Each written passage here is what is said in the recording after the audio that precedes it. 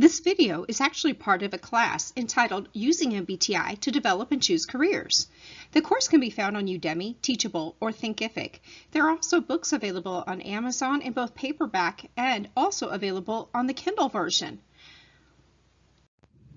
The process of a career development encompasses so many different activities, and we're going to really look at how this exploration process includes setting goals, gathering information, making contact, and even making decision. It's going to move us from where we are to where we really want to be. You're going to find that you naturally tend to engage in some of these tasks that are really consistent with your personality or your preference, but you're going to avoid the ones that are not part of your preferred style.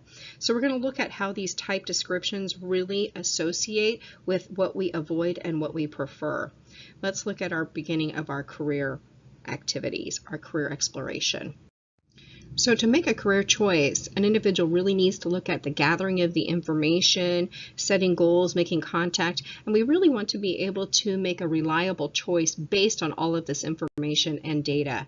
So as we look at the first option is setting goals within career exploration, we're going to see that the long-term and short-term goals are established in the career development process. They really determine the outcome of how our process functions. A sensing intuition and a judging perceiving preferences affect the way that goals are established and the way that they're worked out.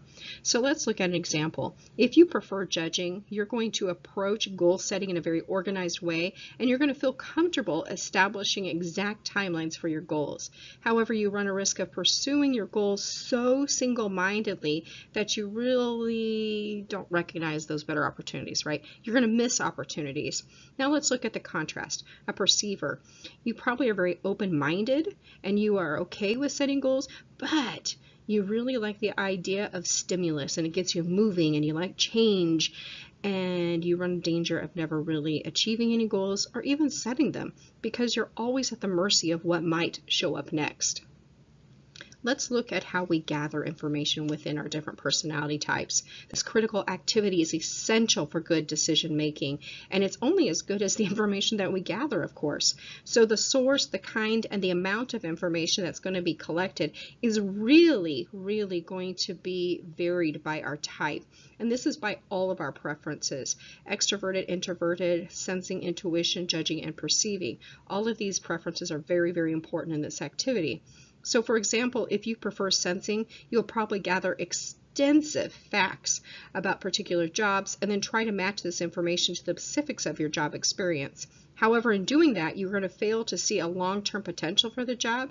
If you prefer intuition on the other side, you're probably going to spend more time focusing on career possibilities than on the realities of the job that are available. This will lead you to some important facts that are missing, and that is going to lead to even more job dissatisfaction.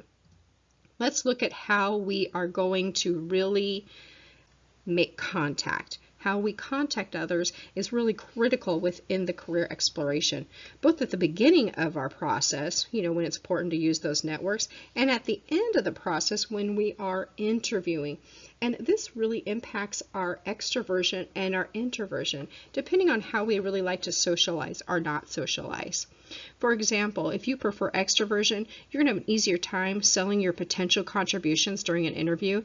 You may, however, run the risk of saying too much and you over-answer. And you may talk too much that you don't give the interviewer an opportunity to speak.